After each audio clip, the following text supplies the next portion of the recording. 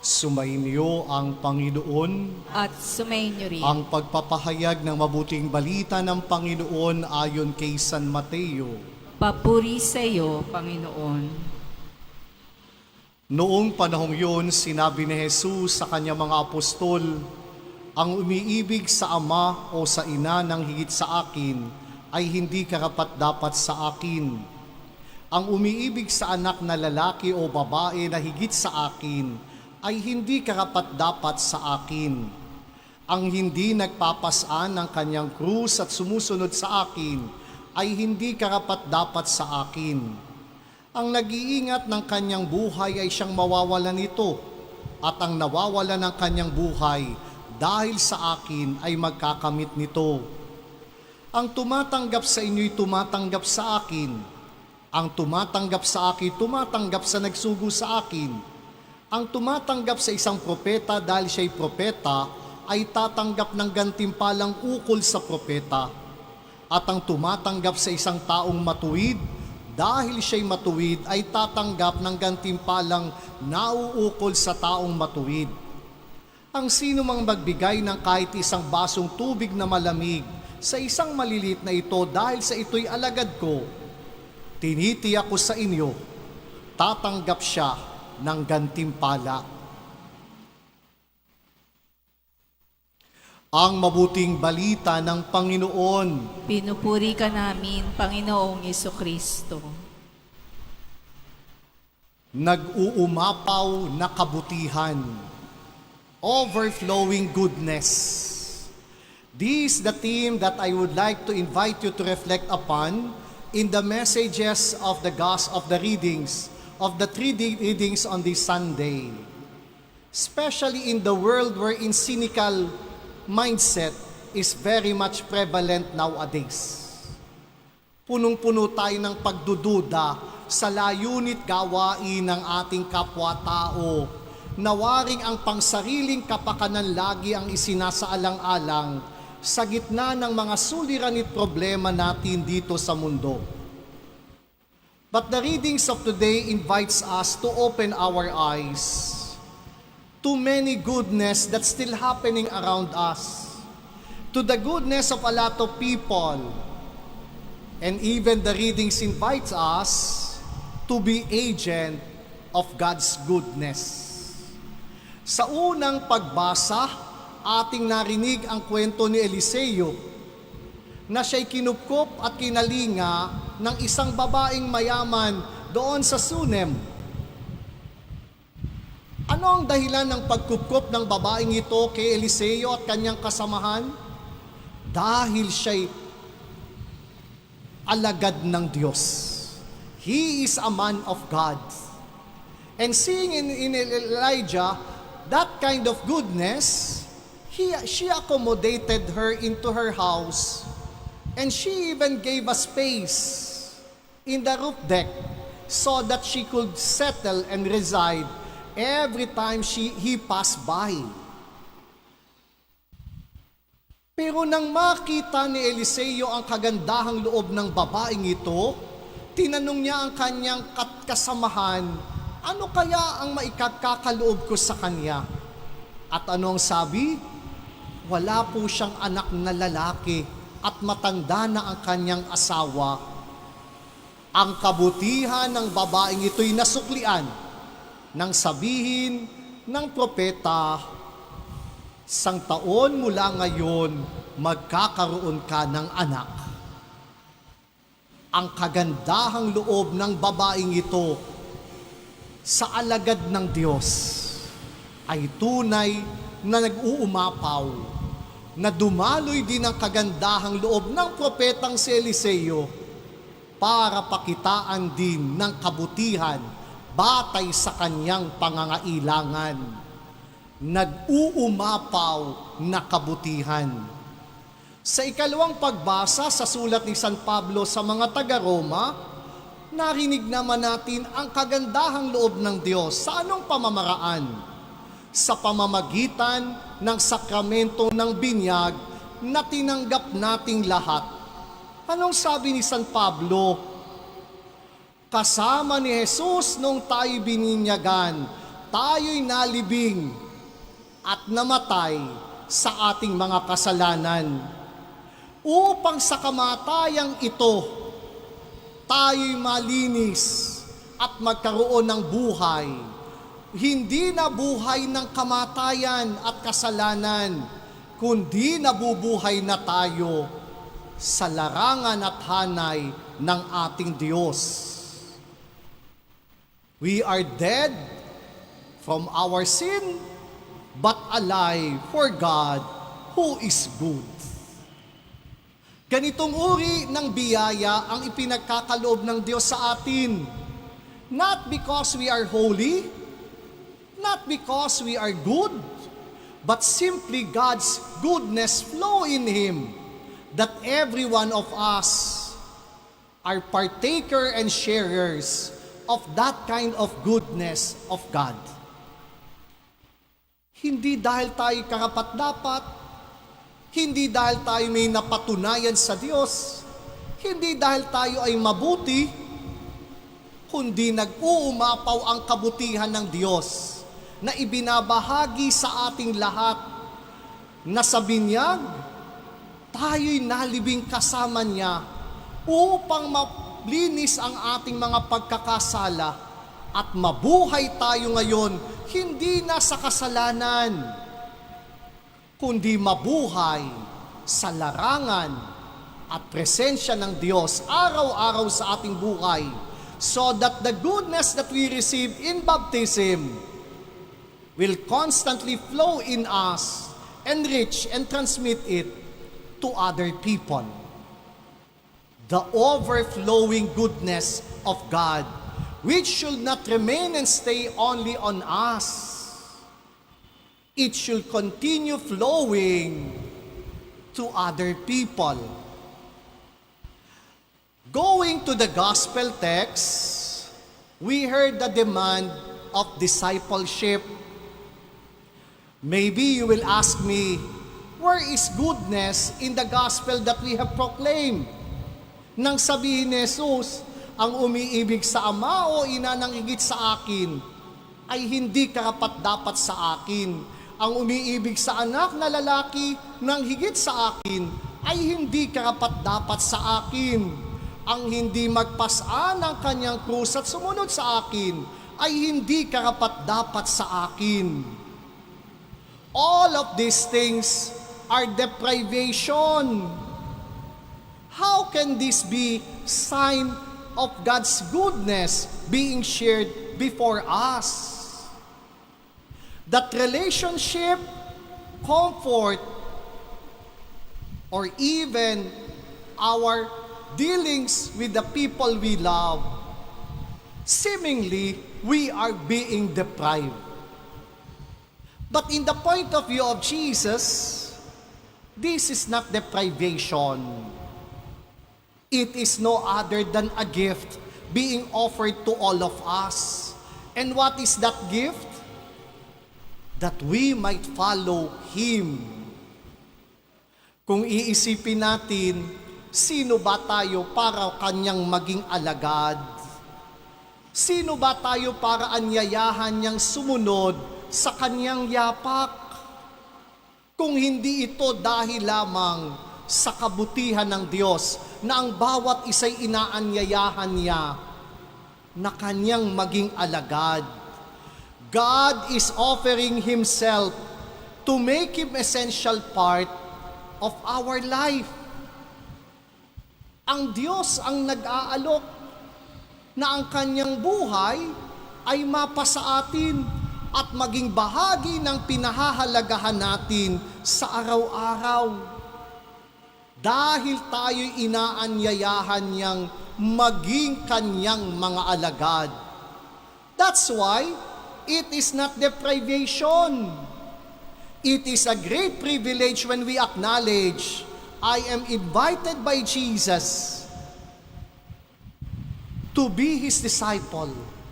It is an act of goodness of God for us, sinner and weak, filled with limitation, when He invites us to follow Him. Kaya kapag tinignan natin ang ating sarili, Hindi naman tayo karapat-dapat. Punong-puno ng kahinaan, punong-puno ng kasalanan, napakaraming limitasyon. But Jesus is inviting us and offering Himself to us as a gift. Can you center your life in me so that all aspect of your life will be guided by the life of our Lord Jesus Christ? That we need to adjust our own selves by not eliminating relationship or even ourselves. But this time, we will love our family the way God loves us.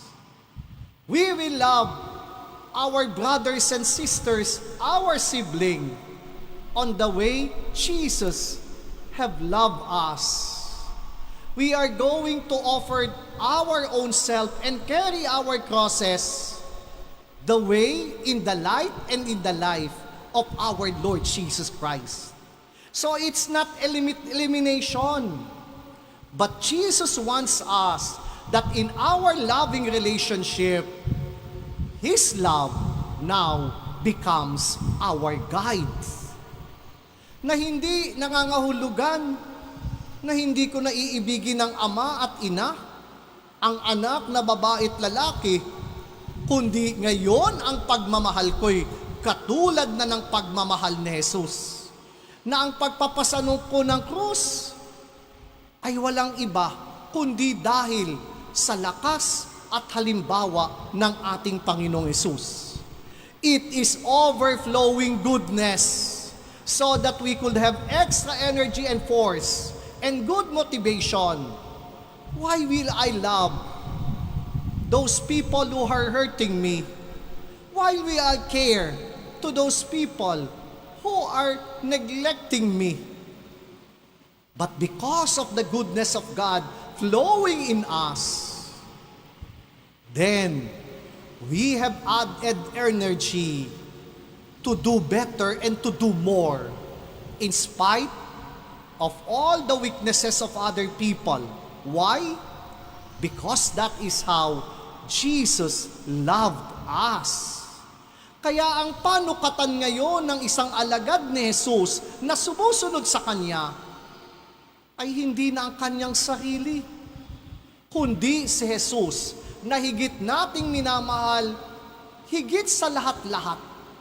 Namamahalin natin ang ating asawa, ang ating pamilya, ang ating mga anak.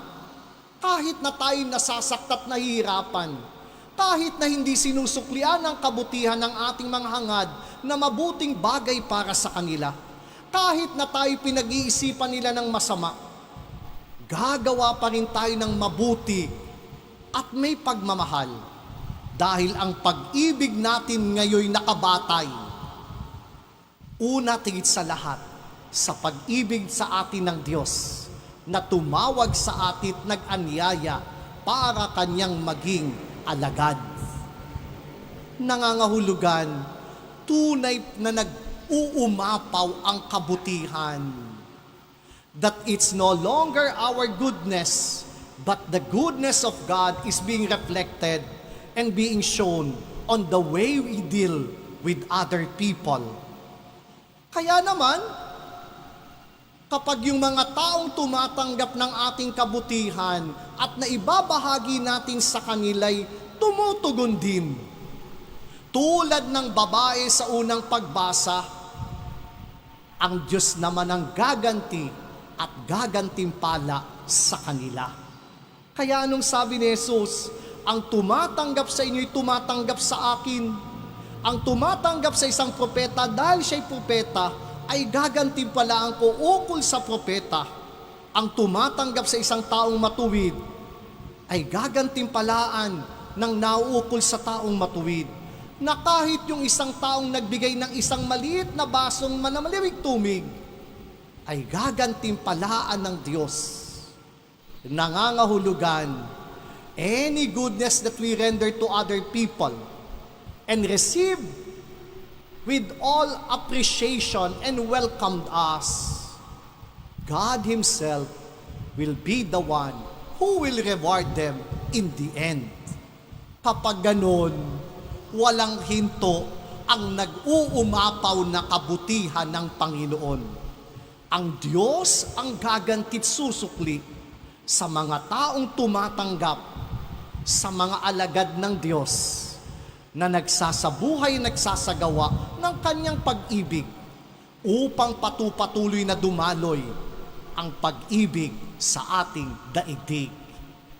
The overflowing goodness of God invites us to collaborate, to cooperate, and to be channel of God's goodness to other people. And if ever and whenever there are people who are testifying and showing God's goodness in us, we are invited to welcome them. Because God could not be outdone in His generosity. He will reward us 100-fold, beyond our expectation, beyond our comprehension. Ang Diyos ang susuklit gaganti kapag tinanggap natin ang lingkod ng Diyos na nagpapakita at nagpapahayag ng kabutihan. At kapag ginawa natin ito, ang Diyos ang susukli para ang kabutihan nating ipinagkaloob ay makamit din natin sa ating buhay. Nawa, huwag nating hadlangan ang nag-uumapaw na daloy ng kabutihan ng Diyos sa ating buhay. Manapay tayo'y maging bukas na daluyan ito para ang kabutihan ng Diyos ay patuloy na dumaloy sa ibang tao. The overflowing goodness of God in us. We are all challenged to be channeled in our own ways by receiving it and sharing it to other people. Mauut po tayo sumandali para sa pagbabalita. Una po ay na-miss nyo ako ng 2 Sabado. So, marami yung mga balita. Una ay meron po tayong 10 scholar na graduate sa school year na ito. At meron pong 4 na nawala na beneficiary ng ating scholar. So we have 14 slots sa mga bagong scholar na nagnanais na maging beneficiary ng San Roque Parish Scholarship Program. At open na po ang application ng mga poorest of the poor student who are studying in Cavite State University, Cavite City Campus. Kaya may 14 po tayong slot na open for this academic year. Gumraduate po yung 10, umayaw po yung 4. At may 14 po na under probation because they did not qualify dun sa mga grading system ng ating programa. But because they wanted to have a second chance, they were given probationary status by next academic year. If ever they fail, di mawawala na rin po yung kanilang pagiging beneficiary, even on the first sem ng ating school year. Kaya hindi lang ho tayo todo pasa. We also set some standards to follow as part of their counterpart of being beneficiary in our San Roque Parish Scholarship Program. Kaya ko po ina-announce ito, baka kayo may mga kakilala sa inyong sambayanan, kapitbahay na nag-aaral o mag-e-enroll sa Cavite State University, pwede nyo pong endorse at i-recommend. Ang ating team will have a social investigation. They will go house to house to see the condition of the applicant and they will interview it in a panel style hanggang mag-qualify po siya sa scholarship program. Kaya hanggang July 4 ang ating application. We still have 1 week. Kaya sana po i-avail nyo ito at kung may endorse kayo, na alam nyo kahit po yung mga nag-aaral na huminto dahilan sa mga suliranin, pinansyal at iba't iba pa, ay bukas po tayong i-entertain at i-welcome sila para maging bahagi ng programa at advokasiyang ito ng ating parokya. So until July 4, we will receive applicants or application letters. Available po ang forms sa ating parish office. And even the Barangay Pastoral Council ay may mga form pong iniwan ang San Roque Committee on Scholarship Program. Kaya po, let us help our neighborhood. Baka may mga nangangailangan na nag-aaral sa SCABSU, ipalaganap niyo po ang kwento at balitang ito at pwede silang mag-apply. And hopefully, they will qualify. Pangalawa, tungkol po sa pagawain ng ating simbahan, tapos na po ang second row ng ating pews. Pasensya po at wala pang luhuran, katatapos lang ho kaninang lagyan ng foam ang 20 na piraso ng luhuran. We hope by Monday we could install it. Kaya ho, at pupunta na po dito sa third row para po mapinturahan din at magkatulad-tulad na sila. Tungkol naman po sa nangyayari sa harapan ng ating altar, tapos na po ang parehong segunda retablo. Ito po ay nagkakahalaga ng 700,000. Ito pong itong retablo mayor ay 950,000. Kaya all in all, ito po'y nagkakahalaga ng 1,650,000. Nakapag-down payment na po tayo. At nung ibinaba po yung mga santo o nung ibababa na, sabi ni Sir Brother Willie Layug, yung lumilok nito, Father, ibababa yan. Makikita mo yung mga imahen ay napakaluma na ang pintura. Baka gusto mong papinturahan na rin. Sabi ko, wala naman akong budget dyan. Wala nga akong sapat na inilalaang pondo para sa mga yan. Lakas loob na lang. Sabi sa akin ni Brother Willie, huwag kang mag-alala, Father. Wala pa naman akong ipinakukulong na pari. Sabi ko, baka ngayon pa lang. So tinanong ko po siya, magkano ho ba ang paengkarna? Yun daw angel ay 50,000 each. Kaliliit. Sabi ko, di ba pwedeng gawin mo na lang devil yung mga yan? Baka mura-mura. Tapos itong dalawang nakababang ito, 150,000 each. Di 300,000. Sabi ko, hindi ko naman kailangan yan.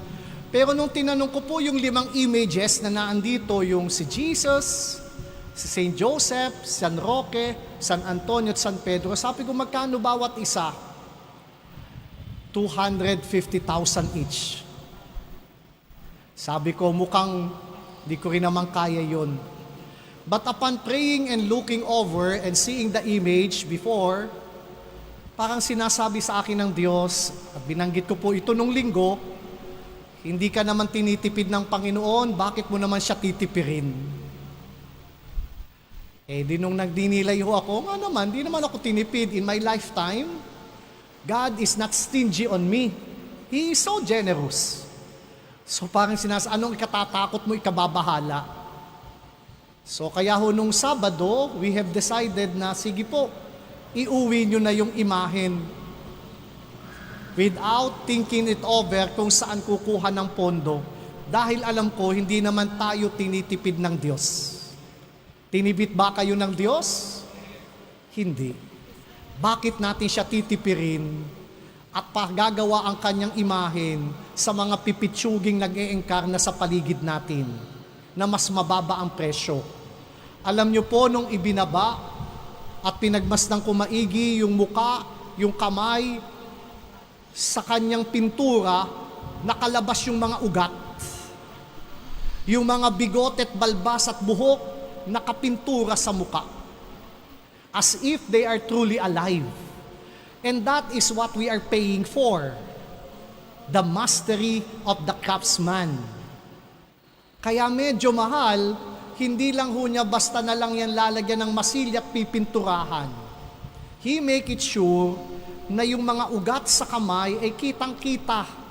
That was 13 years ago and until now, so visible. Kahit po yung mga bigo-bigot at balbas na guhit-guhit, buhay na buhay. Ang masama nga lang po, ng dumi na dahil sa mga ambon, Dahil sa construction na ginawa natin, naging madumi na ang larawan na kailangan ng ipaengkarna. At doon ko naunawaan, kaya pala mahal ang pag-iengkarna niya. Sabi pa niya sa akin, Father, si Jesus nang gawin ko, medyo lumiit yung balakang. Tatapalan ko uli yan ng kahoy dahil hindi proportionate yung aking pagkakagawa. Look, the mind and the eye.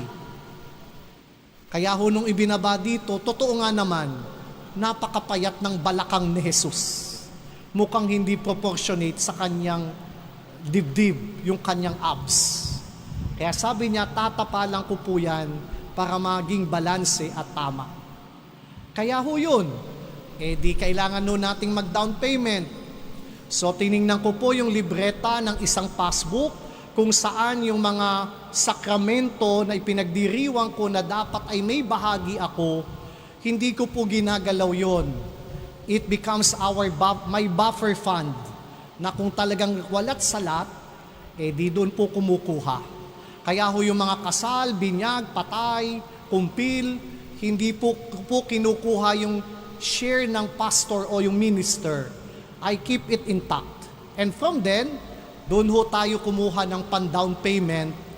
Ang ating pong cost po noon ay 1.2 million.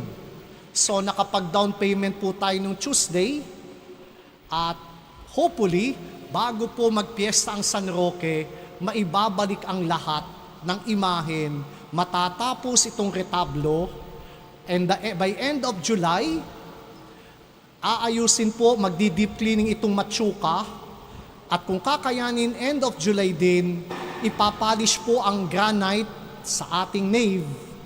And by then on, tapos na rin po ang upuan, so we are already done. At ang lahat ng ito'y nagaganap dahil ang Diyos, hindi naman tayo tinitipid.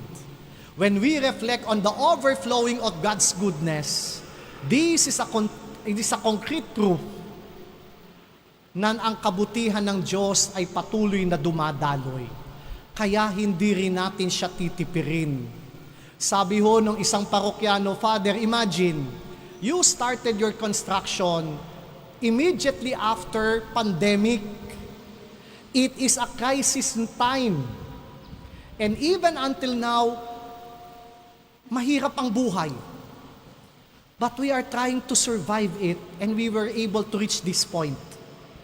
Kung hindi po ito sa kabutihan ng Diyos na nag-uumapaw, we will not achieve it. And I attribute it not on myself, but always on God's goodness at work, in the generosity of God at work in other people. Kaya naabot po natin ang takbong ito ng ating simbahan. Totoo, I become a facilitator, but it's not only about me. It's about God's overflowing goodness in us that we do not want to hold on, but rather we want to pass it on and give it away. And because of that, ito po at nakikita na natin yung dalawang retablo natin natatapos, and few weeks from now, kung may awa ang Diyos, matatapos din po natin ang mga gawaing ito. At kung ako po'y hindi nyo na makikita, few weeks from now, dalawin nyo na lang ho ako sa kulungan dahil wala pa tayong pambayad sa gumawa at nagpintura ng ating mga altar. Dalhan nyo na lang po ako ng adobo at ulam kapag hindi nyo na ako nakikita sa ating simbahan. Ibig sabihin, may utang pa si Father, either nagtatago siya o nakakulong na. Kaya po sana, pagtulong-tulungan natin ito, God always and constantly showing His goodness in us. Hindi tayo tinitipid ng Diyos. Dumadaloy ang kabutihan ng Diyos. At ito'y konkretong manifestasyon ng kabutihan ng Diyos na kumikilos sa bawat isang tao. Let us not allow to be a block so that God's goodness will flow towards other people. Tumayo po tayong lahat. Sumainyo ang Panginoon, At sumayin niyo rin. yumuko kayo habang iginagawad ang pagbabasbas.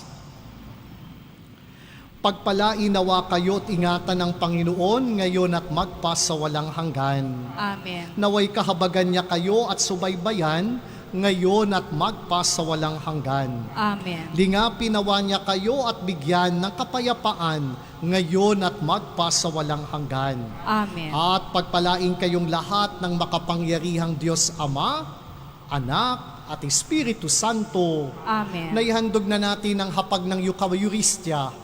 Humayo kayo't padaluyin ang kabutihan ng Diyos sa inyong kapwa-tao. Salamat sa Diyos!